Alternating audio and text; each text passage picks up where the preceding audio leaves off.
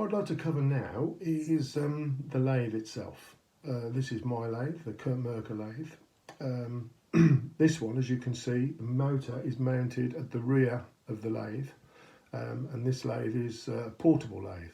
I mean, it's fixed at the moment on this desk, but to make it portable is relatively straightforward. It would be unbolted and placed onto something like a cut-off of a kitchen worktop surface is ideal, and it's then completely transportable.